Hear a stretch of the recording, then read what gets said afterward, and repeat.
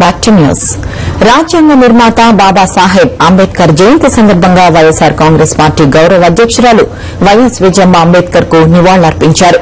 Tank bund పై ఉన్న అంబేద్కర్ విగ్రహానికి విజయమ్మ పూలమాలలు వేసి నివాళులర్పించారు.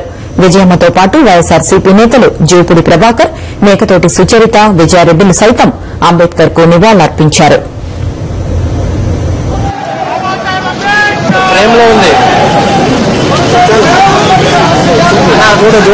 జూపిడి అడ్డ ఉన్నాడు ఫ్రేమ్ లో కనవాల్సిందా మేడం?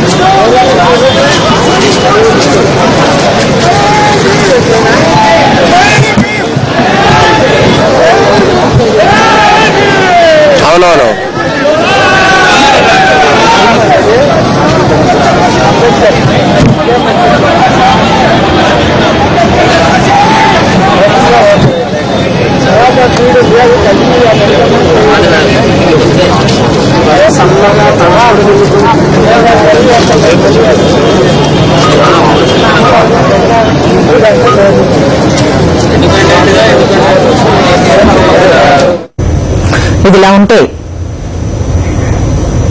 ఇదిలా ఉంటే హైదరాబాద్ లోని వైఎస్సార్ కాంగ్రెస్ కేంద్ర కార్యాలయంలో అంబేద్కర్ జయంతోత్సవాలు ఘనంగా జరిగాయి.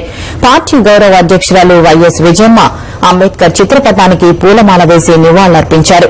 ఈ కార్యక్రమంలో పార్టీ ఎమ్మెల్యేలు, నేతలు పాల్గొన్నారు. ఈ సందర్భంగా విజయమ్మ మాట్లాడుతూ అంబేద్కర్ ఆశయాలతోనే వైఎస్సార్ సంక్షేమ పథకాలు పుట్టాయని, ఆయన ఆశయ సాధన కోసం పార్టీ కృషి చేస్తుందని అన్నారు. ఆయన ఆలోచన ఇదే, ఆయన వర్మం ఆయన ఈ దేశానికి దారి చూపిన మార్గదర్శిగా అనుకోవచ్చు. అంతేకాకుండా ఇప్పుడు జయభీమన నినాదం ఒక్కటి చాలు, ఇప్పటికి కూడా కోట్లాది మంది దళితులను కదిలించడానికి. మరి ఆ రోజు ఆయన పోరాటం నుంచి మరి రాజకీయంగా గంధరచనలు అవుతున్నాయి.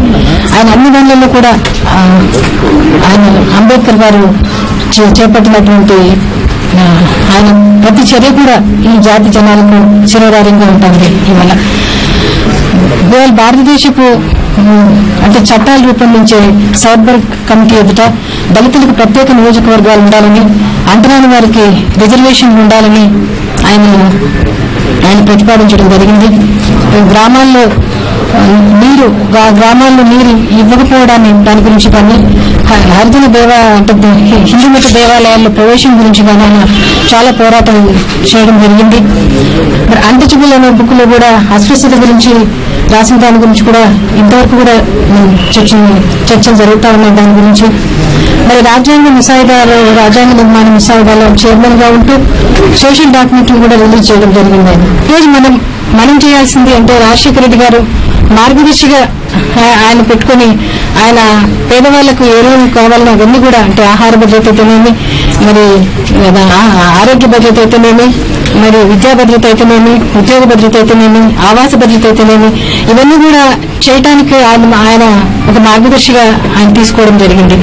పేదవాళ్ల ముఖంలో కన్నీరు చూడకూడదని చెప్పి మహాత్మా గాంధీ గారు చెప్పిన దాన్ని కూడా ఆయన స్ఫూర్తిగా తీసుకునేదాన్ని రాజశేఖర రెడ్డి గారు పాటించడం జరిగింది. ఈ రోజు మరి రాజశేఖర రెడ్డి గారి వారసత్వ పార్టీగా వైఎస్సార్ కాంగ్రెస్ పార్టీ పేదవారి కోసం నిలబడుతుంది. పేదవారి కోసం ఈ పార్టీ జీవిస్తుంది, ప్రజల పక్షంగా నిలబడుతుందని కూడా నేను చెప్పడం జరుగుతూ ఉంది.